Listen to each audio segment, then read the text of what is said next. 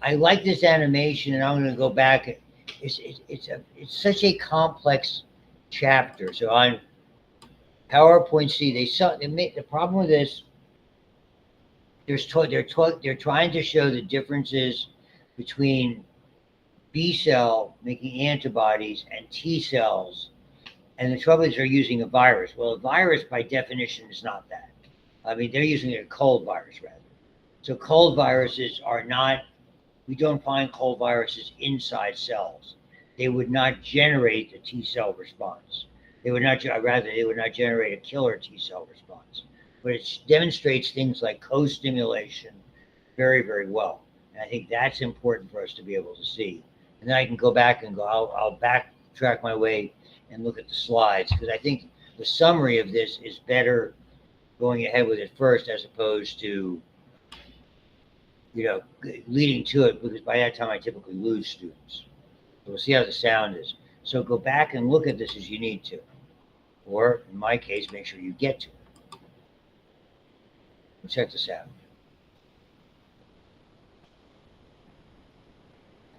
This patient's cold is caused by rhinoviruses, shown here in red, that entered her nasal passages and escaped the first-line innate defenses, such as mucus and cilia. Some of these rhinoviruses entered the respiratory epithelial cells, where they replicated, releasing more rhinoviruses into the patient's nasal passages and tissue fluids. Can you see that? Or do you need to In the tissue fluids, cells of the second line of innate defense, such as hit the lights on your way in, because I've had trouble seeing. We're in the movies. I think my wife and I are going to go to the movies this week. The new episode of The Chosen came out, season 5. So if you're unfamiliar with that, it is a wonderful series. Even the Jewish guy likes it. And we actually support the people who make this financially, called Angel Studios. So we don't mind. They call it paying for it. So you put some money in, and people who can't afford to go to the movies or get the streaming are able to see it on TV. Okay, so here we go. Again, the difference is colds basically are only antibodies. This patient's cold is caused by rhinoviruses, shown here in red, that entered her nasal passages and escaped the first-line innate defenses, such as mucus and cilia. Some of these rhinoviruses entered the respiratory epithelial cells, where they replicated, releasing more rhinoviruses into the patient's nasal passages and tissue fluids. In the tissue fluids, cells of the second line of innate defense, such as this dendritic cell, carry out surveillance for anything that appears foreign. Dendritic cells engulf the rhinovirus within an endosome. The endosome fuses with a lysosome, whose enzymes digest the rhinovirus. The resulting rhinovirus fragments are called epitopes. The dendritic cell then attaches the rhinovirus epitopes to presentation molecules called MHC2. This complex folds outward so that it sits on the outside of the dendritic cell membrane. The dendritic cell then enters a lymphatic vessel and travels to a nearby lymph node. Here, the dendritic cell, part of the innate defenses, encounters a helper T cell, which is part of the adaptive defenses. The T cell receptor, or TCR, of this helper T cell recognizes the rhinovirus epitope, while the CD4 glycoprotein associated with the TCR recognizes the MHC2. The dendritic cell then stimulates activation of this helper T cell.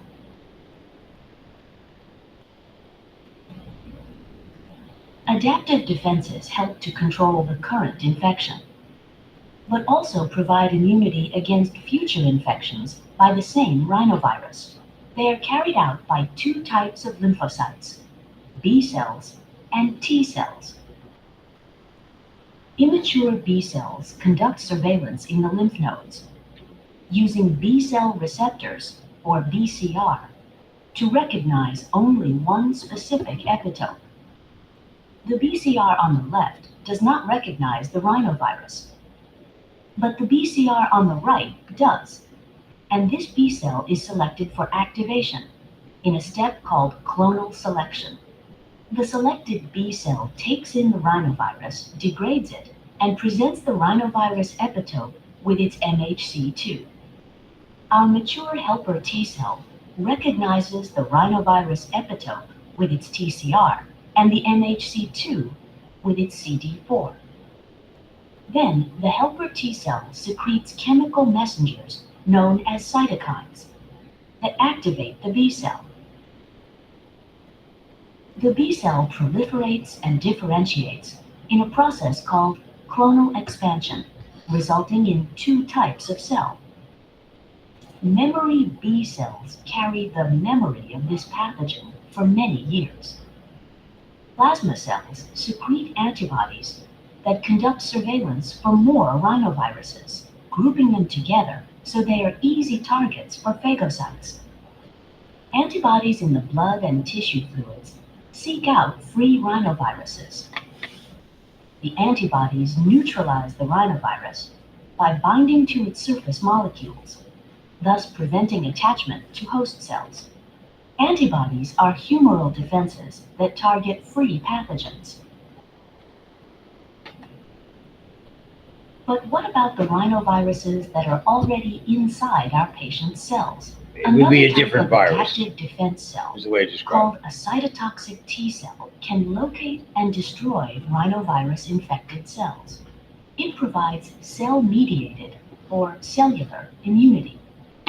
Let's return to our patient's lymph node to see how cytotoxic T cells become activated.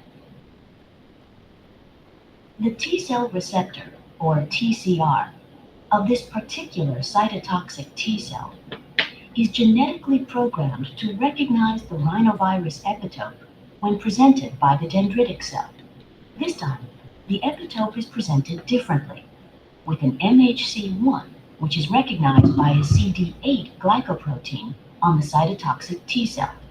With the help of cytokines from a nearby helper T cell, the cytotoxic T cell is activated and clonal expansion occurs, resulting in some long-lasting memory cells ready for a subsequent exposure, and many active cytotoxic T cells, or CTLs, that leave the patient's lymph vessel to search for infected cells that present rhinovirus epitope with their MHC1.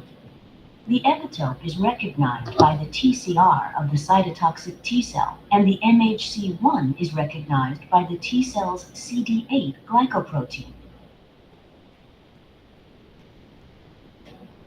The cytotoxic T cell then secretes perforin molecules, which form channels in the infected cell's membrane. Granzyme, also from the T cell, passes through the perforin channels and activates enzymes that lead to apoptosis, the programmed death of the infected cell. The cytotoxic T cell then moves on to look for another infected cell.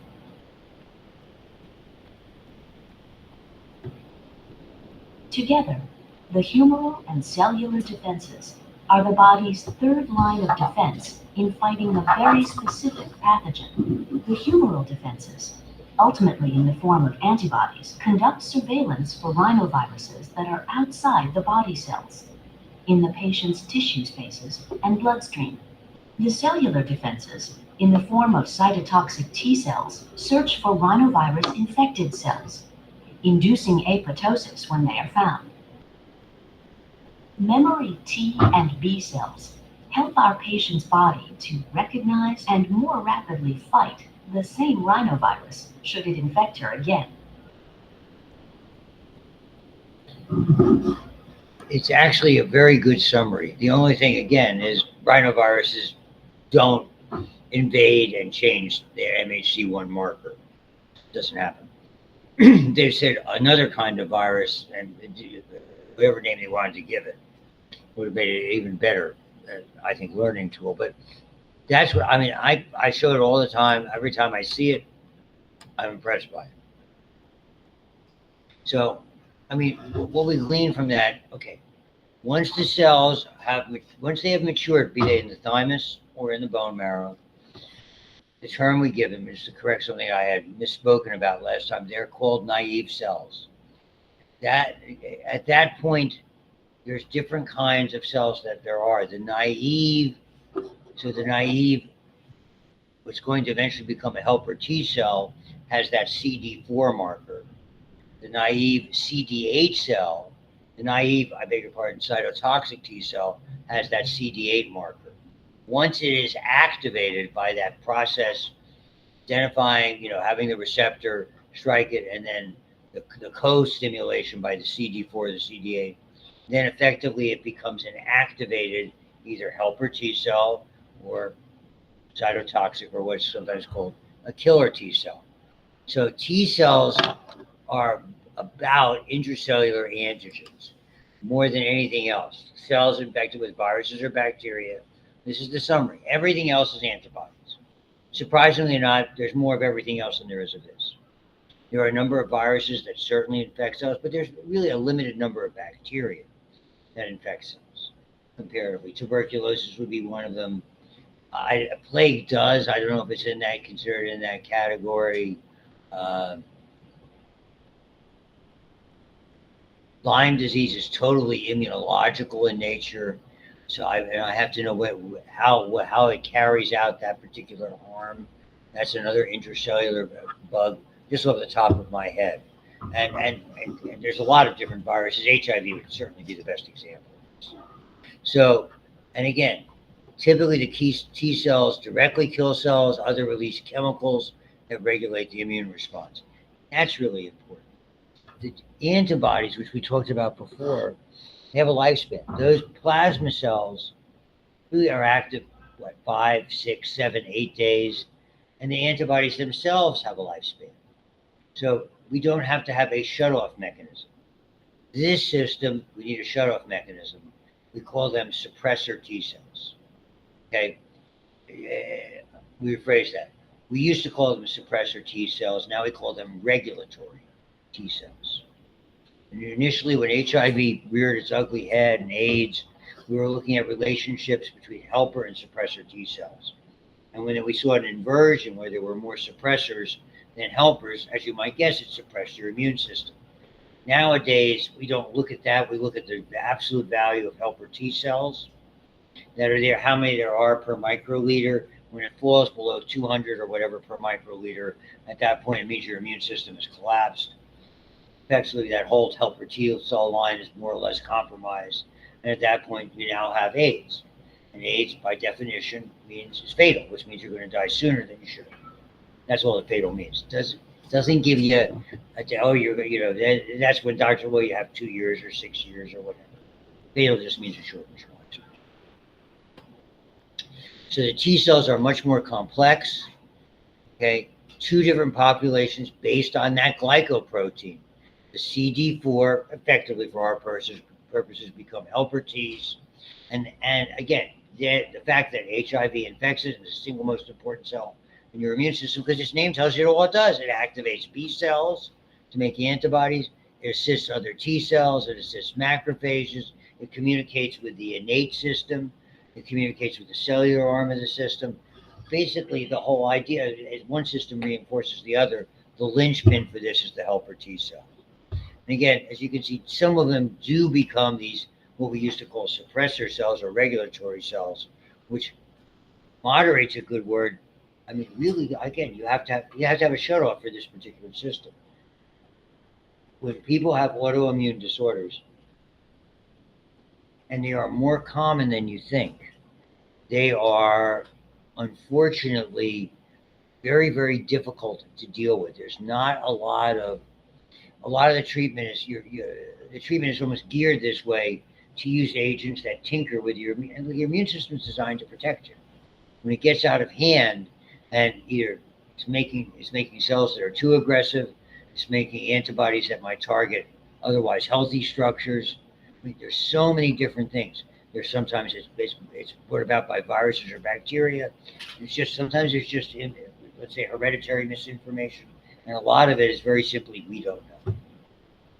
So I told my other, we were doing immune system with the, not as thoroughly as this, of course, with the A and P classes. And I told them, well, I'll tell you, up until before I effectively met most of you, the start of last term, say I was taking something you see advertised on TV called Humira. Humira is something that opposes something called tumor necrosis factor. Tumor necrosis factor is one of those things that's stimulated by helper T cells. Its name says it all. It's supposed to, if there's a tumor, it's supposed to shrink it. It does help a lot with basically immunologically based arthritis and other problems. My first wife took a part of this called, it was Enbrel, it was by injection. It was more popular then than it is now. She ended up developing a tumor because think what you're doing. You're stopping tumor. She happened to have neurofibromatosis, the elephant man disease, which had a relatively mild presentation, but it's highlighted by forming neurofibrous tumors. And she got one about the size of a softball, a little bit smaller in her abdomen. And the surgeon at St. Margaret's, the lady who we knew pretty well, was pretty well convinced it was a lymphoma. That's cancer. She said that would be a good diagnosis. Because they're pretty easy to treat. Easy is the wrong term. They're eminently treatable. Just to give you an idea. So, I mean, if you did not know, when I took this Humira, I mean, I never knew. I would try to take it on a Saturday in the hopes that by Monday I would feel more like myself. I had a lot of times I'm like, can't get to sleep. I feel so funky. I'm like holding on to things, you know. If I'm trying to watch the Steeler game, I'm like, oh God, I can't even concentrate. It wasn't helping the arthritis enough. And what I found was diet, exercise, supplements were doing a better job than the medicine, which, by the way, was costing like $3,000 or so a shot. My insurance, I mean, I had a deductible that was not fun when you get a bill for it. Oh, hi, you owe us $6,000. Not as much. Did it help it? Yeah, to be fair, it did. Okay, did it help it enough to warrant the way I feel and maybe impair my ability to do my job? Not enough. And now I think a healthier lifestyle now that I'm trying to use, despite my addiction to candy. There was no other autoimmune issues. Right? Not that they had me on Cosentix prior to that. That was even harder. And we'll go over what these do. They're in this particular PowerPoint. So I mean, it's I have a lot of information about this particular. I didn't know I had this thing, and frankly, probably what brought this out was when I had bladder cancer. They did immunotherapy. Immunotherapy is supposed to. It's a fine line. It's designed to stimulate your immune system, as opposed to using chemotherapy, and most likely it triggered an overly exorbitant response.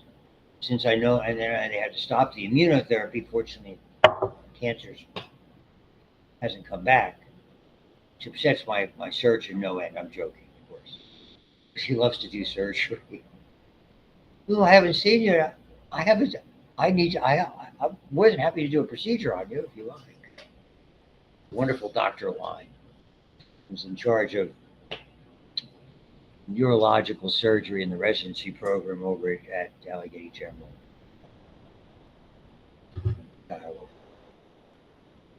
So he's always, of course, it can be paid. My wife and I joke, just because you think you need a new couch in the office, I'm not having a surgery. So that's the CD4 cells. Let me back up after that anecdote. Helper T cells, regulatory, and obviously this is immunological memory as well. CD8 cells become the so-called cytotoxic killer T sub C cells, also memory cells. They're all now they're in the activated form. When they're naive, depending on which line they are, helpers, CD4, regulatory, typically CD4, cytotoxic, clearly CD8s. That's something you will need to know for the exam. And this is kind of the diagram that they're talking about, and relying on antigen presenting cells. And For those taking immunology, did Dr. Maurer talk about class 1 MHCs and class 2 MHCs? Mhm. Yeah, I would think he would, because it's pretty standard stuff. So for me, without going crazy about it, the class 1s are activating the CD8 line, the class 2s are activating the CD4 line. That's the part that you need to know for this, without going crazy. Why isn't it react to that? With what? So it was talking about how it interacts with MHC2. Yeah. So you said It's so not, they have neurovirus is not inside of a cell. That's what. Neurovirus is gastrointestinal. It colonizes the surface of the lining cells. That's it. So since it's not, if it enters the cell, it basically tears it apart. So it's destroying the cell before it could change its surface markers. You want to think of it. The big problem with norovirus is it's the hardest of all the naked viruses to get rid of on surfaces. And the thing is, you're contagious before you oh, my stomach's a little funky. I'm starting to go a little bit more. All of a sudden now you're contagious. And it doesn't matter whether you're at home or whether you're in food service, no matter how scrupulous you are, it's not hard to get little elements of norovirus on your hands. And if you end up, it gets on a surface, and somebody else touches it. And remember, we touch our face 5,000 to 8,000 times a day. Now it's here. It's not hard to get near. It works. So I mean, it's really that's what makes neuro such a bear. And then it goes through my son, daughter-in-law, and both kids. I mean, oh my goodness. Thankfully, kids get better fast, but oh. So I felt like my daughter-in-law had it for days on end, and just awful. So T cells respond only to processed fragments displayed on that particular MHC marker, and it's really the important activity. Again, class 1s are everywhere. If it's got a nucleus, it's got a class 1. So red blood cells and platelets, which by definition really aren't cells, have class 1 markers. Class 2s are displayed by those antigen-presenting cells, which include, and we've seen these before anatomically. In the skin, you have dendritic cells. In the gut, you have similar kinds of cells that act like dendritic cells. In the liver, you have something called a Kupfer, Kupfer cells. They're samplers. They're constantly sampling the environment. And also macrophages play a role, as well as other B cells already. So the class 1s, little fragments, change it. Okay. So the question is, are they normal or are they abnormal? The class 1 is the crucial part of CD8 activation. Okay. And so they, and go back to the diagram with me having read this to you. I think it's just so informed cytotoxic T cells are microorganisms hiding in cells. Cytotoxic T cells ignore displayed self-antigen. So by altering that self-antigen, now the T cell goes, I know you're in there. Now you're in trouble. Class 2, the fragments are longer. That's of any constant. Okay. And basically, they generate the CD cells. You can look at this. I love this little thing. I belong to self, but have captured a foreign invader. This is what it looks like. Help me mount a defense. I love that. I belong to self, but have been invaded and become cancerous. Kill me. That's a cell that probably needs some therapy. Probably why they call them shrinks. You could shrink the cell. And then they talk about these restrictions that are there. Skip it.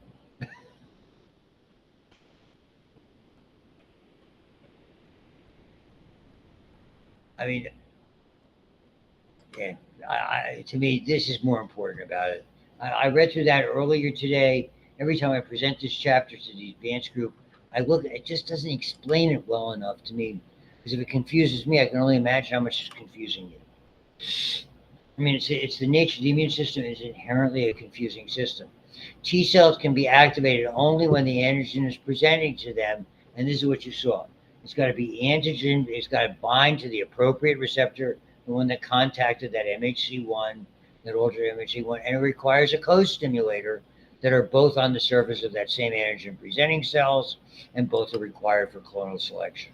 So it's this double recognition is the way to describe it. That's why the animation I felt was more valuable than me blabbing about it. Okay, without co-stimulation, they call it anergy, in which the T cells become tolerant, don't divide. The whole idea is we don't want them to clone because they've not been stimulated appropriately. Because because cytokines are so powerful, that's that whole idea of forming these clones that are so terribly important. T cells that are activated, enlarge, and proliferate in response to the cytokines. Okay, and as you can see, different and perform different functions according to whatever category, whether they're T cells or B cells, etc. Whether they're T cells, rather, whether they're helper T cells or suppressor T cells, or they call, again, regulatory cells, or they are cytotoxic T cells. And this is the same thing with regard to immunological memory. Even that first challenge, whether it's B cell, whether it's antibody based or B cell based or T cell based, it takes time. Okay. And that's the why, depending on the circumstances, immunizations are typically helpful. There's such a fine line. We have some that are good. I personally feel that there's no reason why we can't make safe vaccines. I just think right now the tendency has been to make maybe the largest single mistake of the Reagan presidency was he basically indemnified the pharmaceutical companies from making vaccines. We can't sue them. We can't sue them individually. We can't sue them by class action. So if the vaccine is messed up, that's the term I would use, and hurts people, you have no legal recourse. And because of that, and because they're a big moneymaker, and a lot of times the government pays for them, for various plans, every time you see a disease, they're making a new vaccine. We've had enough COVID vaccines to last a lifetime. And then there'll be monkeypox. Oh, there's an outbreak of, you read all the time. Some of the Caribbean, dengue is rearing its ugly head.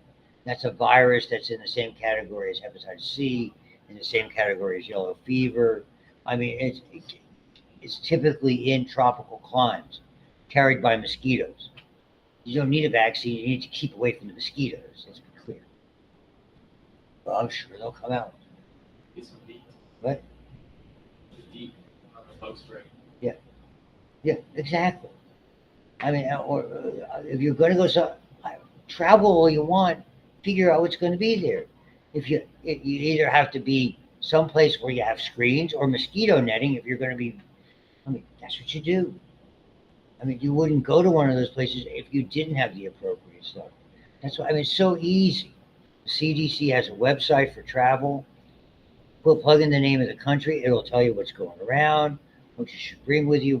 We're not even talking about whether you should go or not go based on what category it was. When we went to Mexico, we looked at that. Some areas of Mexico, don't go. Cancun seemed to be pretty safe. I mean, you had the magic thing to make your life safe at Cancun. But it's amazing how friendly people are when I had a wallet full of $5 bills. Or 100 peso notes, which is effectively a $5 bill. They were. You need to carry your luggage anywhere. And we had a great time. T cells, you can see, between 7 and 30 days. The activated T cells are a hazard because they can produce a lot of these inflammatory cytokines. And that's part of the problem. They're pro-inflammatory. They induce hyperplasia. That's where lymphomas would come from. Or even cancer. These are aggressive agents that stimulate mitosis. And again, more so than is appropriate, it's going to lead to problems. And so this is just showing you graphically what they're talking about with that. The same thing you saw in that animation that was there. Here are the helper T cells. Again, once they're activated, we refer to as cloning. I mean, effectively it's mitosis, but if you want to call it cloning, it's cloning. That's fine. And so there's a lot of different chemical messengers that are involved in this system. Okay, and typically there's basic interferons which are part of your innate defense that when your cells have been subjected to a virus superficially, okay, they are basically, it's almost like it's an innate defense. So you inhaled, there's some viral particles that aren't recognized. There's a small number. That's why I tell micro students numbers game. And in that small number, once one cell is infected, it basically stimulates interferons to the other cells in the population to harden their defenses. It's like it got one of those warnings on your phone. There's a criminal on the loose, etc. Prisoner escaped from the prison in Cranberry Township. Not really, but I mean. And so they produce other interferons that are very aggressive and interleukins. So you'll see those names a lot. Interleukin 1 is released by macrophages and stimulates T cells. So the big player in all of this is interleukin 2. Okay. Interleukin 2 actually stimulates more receptors for interleukin 2. It's powerful. It's really the agent. And initially, when we began to harvest it and then make it genetically, was one of the early line treatments for cancer.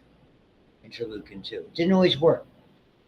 Okay, it probably worked much less than not, but it was a valuable treatment. You're going to see. So interleukin 1, and there's different ones. Interleukin 2 is the pivotal growth factor on the cells that releases and other T cells, active division. It's really a big players that are there. And so this is where we get some different. This is not the typical interferon that's hardening a cell and you're lining against another virus. Gamma interferon is supercharging macrophages, so to speak. It's a very useful chart about all of these that are here. So many cells have this, okay? These are the alphas and betas. These are the ones that are more commonly part of your innate system. NK cells, which are part of your innate system, can be activated by this. A lot of cells produce it. Gamma, the one they just talked about, lymphocytes specifically, activates macrophages, stimulates the expression of more class 1 and class 2 proteins, promotes differentiation of helper T cells into more active helper T cells. That's what that little script at the end. Look at all these interleukins. Interleukin 1, activated macrophages, pro-inflammatory, causes fever, acts as a pyrogen. So that's why particularly when we're activating that cell line, fever accompanies it. Fever is, again, not a bad thing necessarily. When it's out of control, it is. Secreted by the helper T cell, stimulates T and B cell proliferation, and the regulatory cells are the ones that are, let's say, involved. This is almost like saying to the NK cells, you missed one in the innate system, because they're not part of the specific or adaptive system. And you can read through these as well as I can. For instance, they're not all pro-inflammatory. They don't all activate this or promote this. So IL-10, secreted by macrophages, inhibits macrophage and dendritic cells, turns down cellular and innate immune response. So a lot of immunosuppressives will be IL-10. Okay. So there'll be ones that mimic IL-10. IL-12, by specific helper T cells with descriptor 17, because they make important and innate and adaptive immunity, recruiting neutrophils involved in inflammatory and in many autoimmune diseases. Prior to me taking the Humira, I took Cosentyx. Cosentyx is a blocker of IL-17. That made me feel worse than the Humira. Crazy as though it may seem, it made me feel worse. Because here's something, we were trying to, again, it plays an important role, yet,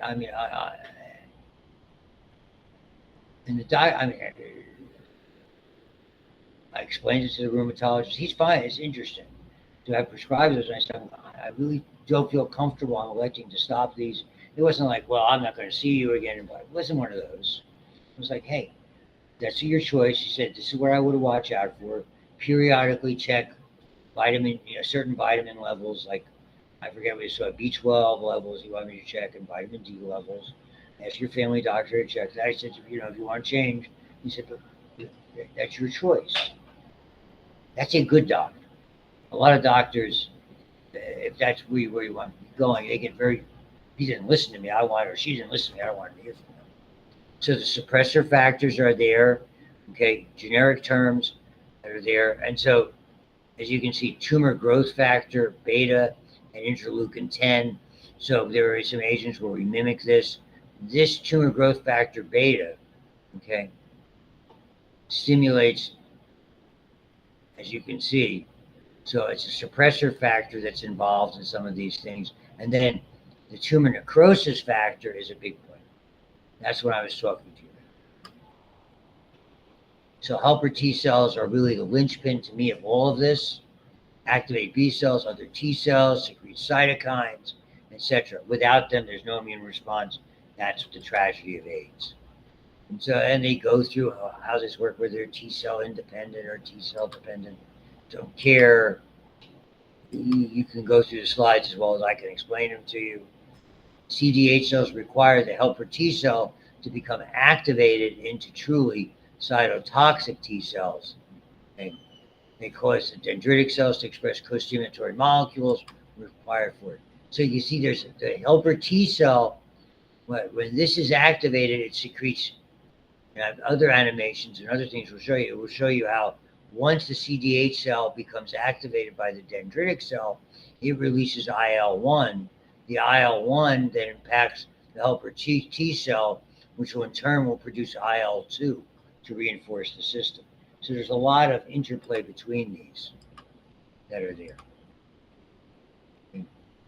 And so and again, it amplifies the innate system, activates macrophages, mobilizes, it's basically here. So, I mean, you can look at these are the different subsets that they were talking about.